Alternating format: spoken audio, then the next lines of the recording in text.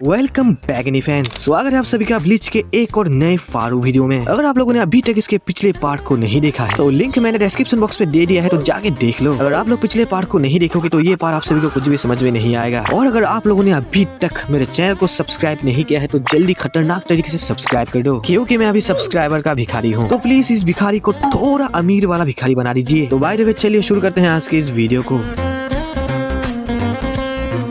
अब research department हालात की रिपोर्ट्स देख रही थी कि अब लड़ाई के मैदान में उनके 100 में से सिर्फ 42% फोर्स ही बचे हुए हैं, जिसमें से सिर्फ 30% फोर्स ही लड़ सकते हैं। बाकी बचे हुए सब घायल हैं और तो और 2 कैप्टन्स बहुत ही बुरी तरीके से जख्मी हैं उनके लेफ्टिनेंट्स के साथ। पर इससे जरूरी बात यह है कि स्क्वाड 11 का कैप्टन केनपाची जराकी लापता है, उससे इनका कनेक्शन ही नहीं बन रहा। ये रिपोर्ट सुन के मायूरी सीधे क्योराकू को कॉल लगाता है। अब तो तुम खुश होना है कैप्टन क्योराकू, जब तुम अपने दुश्मन के साथ चाय पर चर्चा कर रहे थे तब हमारे स्क्वाड 100 में से 30% हो गया और ये बहुत ही तेजी से कम होते जा रहे हैं। रिपोर्ट देने के लिए शुक्रिया कैप्टन मायूरी, बदकिस्मती से मेरी चाय खत्म हो गई थी, इसीलिए दुश्मन मेरा खून पीने वाला था। मेरे पास तुम्हारे साथ बकवास करने का समय नहीं है, मैंने अब तुम्हें पूरे स्क्वाड मेंबर्स के साथ कनेक्ट कर दिया है। उम्मीद है तुम सब कुछ संभाल लोगे, है ना हेड कैप्टन। मायूरी ने अब क्योराकू को बचे हुए 30% स्क्वाड मेंबर्स के साथ कनेक्ट कर दिया था, तो क्योराकू तुरंत उन सभी के मोबाइल में एक मैप को सेंड करता है। मैप में जो रेड लोकेशन है वो सभी बचे हुए बैरक्स है, जहाँ पर अभी तक क्विंसीज नहीं पहुंचे हैं, तो इसीलिए वो जगह सेफ है। इसीलिए क्योराकू तुरंत बचे हुए स्क्वाड मेंबर्स को उन बैरक्स के पास पहुंचने को कहता है। ऑर्डर पाके ये सभी स्क्वाड मेंबर्स अपने पास रहे बैरक्स की तरफ निकल जाते हैं। यहाँ पर कैंसे और रोज सुपरस्टार के साथ लड़ने के लिए तैयार थे। कैंसे भी समझ चुका था कि सुपरस्टार कोई एरा गहरा बंदा तो नहीं है, इसीलिए वो इस लड़ाई को पूरी ताकत से लड़ने के लिए अपने बांखाई को रिलीज कर लेता है। और आप सभी ने कैंसे के बांखाई को तो पहले देखा ही है, इसीलिए मैं इसको ज्यादा डिटेल में नहीं बताना चाहता। आ जा बच्चे, मैं 10 तक गिनूंगा और तेरा काम तमाम करूंगा। ये बोलकर सुपरस्टार कैंसे के ऊपर सुपर किक मार देता है, पर इस जबरदस्त किक से भी कैंसे का कुछ भी नहीं बिगड़ता। लेकिन कैंसे की एक ही जबरदस्त पंच से सुपरस्टार की सारी हैकरी निकल गई थी। अब कैंसे अपनी बांखाई के बारे में रिवील करता है कि मेरी बांखाई सिर्फ एक लोहे की आर्मर नहीं है, ये एक लगातार चलने वाली शॉक वेव है जो धमाके में बदल के ओपोनेंट के बॉडी को छलनी कर देती है। और ये जबरदस्त धमाके तब तक चलेंगे जब तक मेरा पंच तुम्हारे बॉडी के साथ टच होगा। कैंसे की धमाके के पंच को खा के सुपरस्टार बेहोश हो गया था। कैंसे को भी यकीन नहीं हो रहा था कि आखिर उसका दुश्मन इतना ज्यादा कमजोर कैसे हो सकता है, वो उसके एक ही पंच से इतनी आसानी से कैसे हार मान सकता है। पर तभी सागी जैसे तैसे कैंसे से कहता है कि कैप्टन सुपरस्टार तब तक नहीं मरेगा जब तक वो छोटा जेम्स नहीं मर जाता। इससे पहले कि कैंसे कुछ समझ पाता तभी जेम्स अपने एनर्जी से सुपरस्टार को फिर से जगा देता है, जिसने आते ही अपने एक पंच से ही कैंसे और रोज को बहुत दूर फेंक दिया था। अब हमें सुपरस्टार का असली नाम पता चलता है, जो कि है मास्क डी मस्क्यूलाइन, और उसे स्ट्रेन ईटर एस का दर्जा दिया गया है। सुपरस्टार की पंच की वजह से कैंसे की गले की हड्डी टूट गई है, और फिर भी वो खुद को संभाल के सुपरस्टार के ऊपर टूट पड़ता है। और इस बार लिटरली सुपरस्टार बहुत ही ज्यादा फास्ट था। कैंसे फिर से अपने बॉम्बिंग पंच का इस्तेमाल करके सुपरस्टार के ऊपर अटैक करता है, पर इस बार इसका कोई भी फायदा नहीं होता। लिटरली इस बार कैंसे अपना पूरा दम लगा रहा है, जिससे यहाँ का एटमॉस्फेयर पूरा बदल गया था। ये देखकर जेम्स चिल्ला के सुपरस्टार को चीयर अप करता है कि सुपरस्टार तुम कर सकते हो, तुम स्ट्रॉन्ग हो। ये सुनते ही सुपरस्टार ने सीधे कैंसे को जोर से जमीन पर पटक दिया था, जिससे कैंसे का राइट हाथ बहुत ही बुरी तरीके से टूट गया और इससे उसे बहुत ही ज्यादा दर्द हो रहा था। और तभी सीधे सुपरस्टार उसके ऊपर कूद पड़ता है, जिससे कैंसे लड़ने लायक नहीं रहता, जिससे वो बेहोश हो गया था।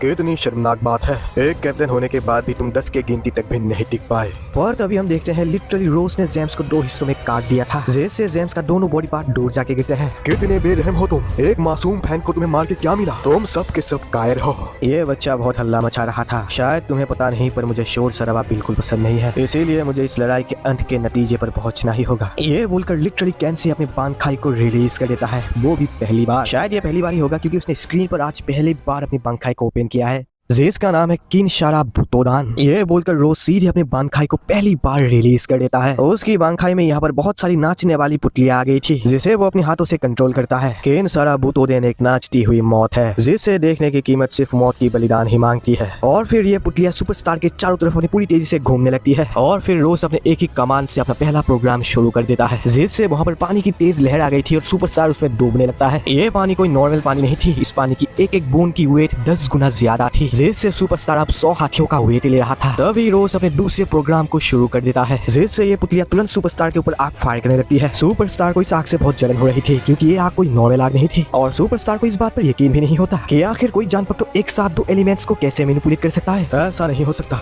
ये सिर्फ एक भ्रम है। रोज कहता है कि हाँ मेरी टेक्निक एक धोखा है, लेकिन वही धोखे ही होते हैं जो दूसरे के दिलों को कमजोर करते हैं। ये बोलकर रोज अपने आग को ब्लास्ट की तरह कंट्रोल करने लगता है, जिससे सुपरस्टार की हालत खराब हो रही थी। और तभी रोज अपने आखिरी और तीसरे प्रोग्राम को शुरू करता है। अब रोज की संगीत सुपरस्टार के मौत को छीन लाएगी। ये देखकर सुपरस्टार तुरंत अपने कानों को बंद कर लेता है। कान बंद करने का कोई फायदा नहीं, तुम अब मेरे प्रोग्राम में आ चुके हो। और तभी हम देखते हैं लिटरली सुपरस्टार ने अपने कानों को फोड़ लिया था भाई, अगर उसके कान ही नहीं रहेंगे तो वो सुन ही नहीं पाएगा। ये देखकर रोज घबरा जाता है क्योंकि अब उसका प्रोग्राम काम नहीं करेगा। और तभी सुपरस्टार अपने लेजर बीम से रोज के चेस्ट पर छेद कर देता है। रोज को लिटरली इसकी भनक तक नहीं लगती। देखा तुमने, हीरो की लाइट बीम ही दुश्मन को आखिर में खत्म करती है। न्याय का रखवाला ही हमेशा जीतता है। सुपरस्टार रोज को खत्म करने के लिए उसके ऊपर फिर से अपने लाइट बीम का इस्तेमाल करता है और तभी अचानक से उसके अटैक को किसी ने मोड़ दिया था और ये करने वाला और कोई नहीं बल्कि रेंजी था जो कि यहाँ पर आ चुका है। तुमने मेरे स्टार फ्लैश को मोड़ दिया बच्चे, कौन हो तुम? रेंजी भी एटीट्यूड से कहता है कि मैं एक विलेन हूँ। तभी यहाँ पर उसके पास रुकिया भी आ गई थी। यानी हमने जो आसमान से गिरती हुई लाइट देखी थी असलियत में वो ये दोनों ही थे जो कि अपने ट्रेनिंग को कंप्लीट करके रॉयल प्लेस से आ चुके हैं। रेंजी तुरंत रुकिया को कैप्टन केन से और रोज को यहाँ से ले जाने को कहता है क्योंकि उनकी हालत ठीक नहीं थी। रुकिया भी समझ चुकी थी कि रेंजी सुपरस्टार को अकेले संभाल लेगा, इसीलिए वो उन दोनों को यहाँ से लेकर चली जाती है। सुपरस्टार भी रेंजी के साथ लड़ने के लिए रेडी होता है पर वो इससे पहले जेम्स को बुलाता है और लिटरली उसके बुलाते ही कटा हुआ जेम्स यहाँ पर आ गया था। लिटरली इस बंदे को कुछ भी नहीं हुआ, आखिरकार है क्या ये? जेम्स सीधे सुपरस्टार को चेयर अप करने लगता है जिससे सुपरस्टार को एनर्जी मिल रही थी और उसके कान भी फिर से हील हो गए थे। उसकी बैटरी अब पूरी तरीके से चार्ज हो गई थी, यानी अब वो पहले वाले रूप में आ चुका है। आप सभी को यहाँ पर एक बात समझ में आई, सुपरस्टार को ताकत मिलती है उसकी चेयर अप से, उसके फैंस से। जितने फैंस उसे चेयर अप करेंगे उसकी ताकत उतनी ज्यादा बढ़ जाएगी। बढ़िया, अब मेरे कान बिल्कुल ठीक हो चुके हैं। ओए लाल बालों वाले विलन, कुछ बोलना तो, मुझे अपने कानों का टेस्ट करना है। और रेंजी तो सीधे जेम्स को ही निपटा देता है। भाई ये बंदा और कितने हिस्सों में कटेगा यार। बेरहम प्राणी, इस मासूम को मार के तुम्हें क्या मिल रहा है? तुम्हें पता नहीं क्या, आखिरकार विलेंस तो होते ही बेरहम है। इस तरफ रुकिया केन से और रोज को लेकर जा रही थी और उसे समझ नहीं आ रहा कि आखिर वो जाए कहाँ, क्योंकि अब सोल सोसाइटी पूरी तरीके से बदल चुकी है, इसलिए वो स्क्वाड बैरक्स को नहीं पहचान पा रही। और तभी अचानक से उसे कुछ सोल रिपर्स की स्पिरिचुअल एनर्जी महसूस होती है। ये स्पिरिचुअल एनर्जी मेडिकल डिपार्टमेंट की थी जहाँ पर ईसा ने सभी को हील कर रही है। तभी यहाँ पर रुकिया भी आ जाती है जो तुरंत ईसा को इन दोनों को हील करने को कहती है। यहाँ पर रेंजी ने सुपरस्टार के पेट को काट दिया था और उसका मास्क भी थोड़ा फट गया है। न्याय के रखवाले को ऐसे चेहरा छुपाना नहीं चाहिए, तुम चोर थोड़ी ना हो। तभी सुपरस्टार अपने मसल्स को टाइट कर लेता है जिससे उसका खून बहना रुक गया था। और अभी हम देख रहे हैं कि जेम्स के मुंह से और छोटे छोटे जेम्स निकलने लगते हैं जो सीधे सुपरस्टार को चेयर अप करने लगते हैं। अबे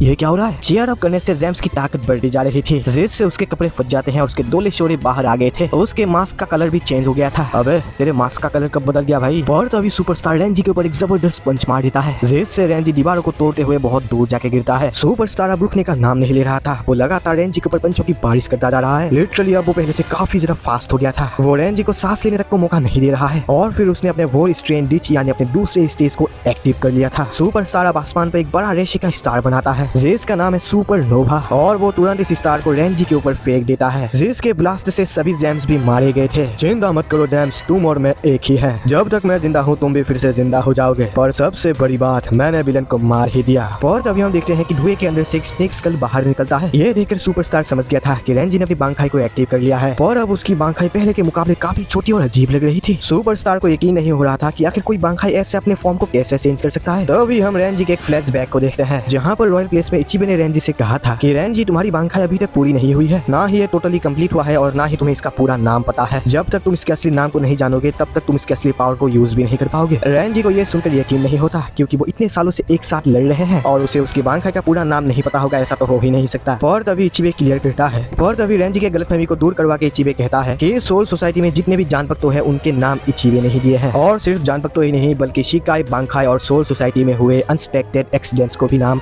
इचिबे नहीं दिया है क्योंकि सोल किंग ने इचिबे को मानाको ओसो का दर्जा दिया है। मानाको ओसो का मतलब है असली नाम लेना, तो इसलिए अगर रेंजी को अपने बांखाई के ट्रू पावर को हासिल करना है तो उसे अपने बांखाई के ट्रू नाम को भी लेना होगा। और फिर यहाँ प्रेजेंट में रेंजी अपने बांखाई के असली नाम को लेता है जिसका नाम है शोहो जाबिमारू। और भाई यार सच में रेंजी की बांखाई की फॉर्म पूरी बदल चुकी थी। ये देखकर सुपरस्टार तुरंत रेंजी के ऊपर टूट पड़ता है और रेंजी ने अपने बांखाई के लेफ्ट आर्म का इस्तेमाल करके सुपरस्टार को पकड़ लिया था। सुपरस्टार फिर से रेंजी के ऊपर टूट पड़ता है पर इस बार रेंजी अपने जान पक्तों को बढ़ा करके उसे सीधे सुपरस्टार के अंदर घुसा देता है भाई। और उसके ऐसा करते ही वहाँ पर एक बड़ा स्पिरिचुअल एनर्जी का स्नेक का स्कल आ गया था, लिटरली जिसके एनर्जी को मैं शब्दों में बयान नहीं कर सकता भाई। वो स्कल सीधे सुपरस्टार को दबोच लेता है जिससे लिटरली सुपरस्टार एक ही झटके में राख बन के उड़ गया था यार, यानी एक ही झटके में सुपरस्टार का काम तमाम। लिटरली रेंजी की ताकत अब कैप्टन से भी ऊपर चली गई है भाई क्योंकि 2 कैप्टन और 3 लेफ्टिनेंट मिलकर भी सुपरस्टार का कुछ भी बिगाड़ नहीं पाए और रेंजी ने आते ही उसकी धज्जियां उड़ा दी। खैर यहाँ पर हम क्वींसी किंग योहाबा और इचिदा को देखते हैं। योहाबा को पता चल गया था कि जेम्स और सुपरस्टार मर चुके हैं, इसीलिए वो उन दोनों के पावर को अपने अंदर एब्सॉर्ब कर लेता है। ऐसा करते ही योहाबा शैडो बन के गायब हो गया था और उसके शैडो पर हेस्वेल प्रकट हो जाता है। इचिदा ये देखकर समझ नहीं पाता कि आखिर अचानक से यहाँ पर हुआ क्या और आखिर क्वींसी किंग योहाबा कहाँ चला गया। तभी हेस्वेल उससे कहता है किंग योहाबा अब सोने गए हैं और अपनी नींद को पूरा करके ही वो अपनी पूरी ताकत में वापस आते हैं। तुम तो ये बात जानते ही हो है ना इचिदा कि सभी क्वींसीज किंग योहाबा के साथ जुड़े हुए हैं। इचिदा कहता है कि हाँ मुझे ये बात पता है पर तुम्हें ये बात पता नहीं है चिदा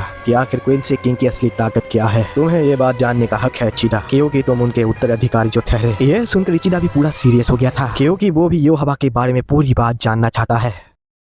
तो ब्लिच का ये फारू पार्ट यहीं पर खत्म होता है। आप सभी को आज की स्टोरी कैसी लगी कमेंट में जरूर बताना, और हो सके तो आप सभी अपने एनी एक्सप्लेन भाई को सब्सक्राइब करके उसे थोड़ा ऊपर ले जाओ। Thanks for support.